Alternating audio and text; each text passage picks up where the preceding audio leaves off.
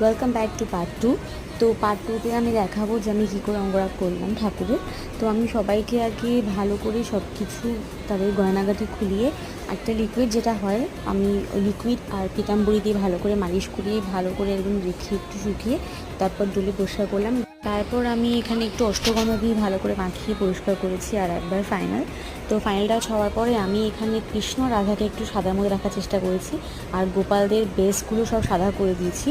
সাদা করার এটাই কারণ আমি একটু চেঞ্জ আনতে চাইছিলাম তার জন্য। তো এখানে সাদা রঙটা করে আমি চলে গেলাম আর একজনের পাগড়ি বানাতে, আমাদের আর একজন আছে তার পাগড়ি বানানোর জন্য। তো একদিকে শুকাচ্ছি একদিকে পাগড়ি বানাচ্ছি। তো এখানে অলরেডি যখন শুকিয়ে গেছে আমি গোপালের আগে চোখগুলো করে নিলাম।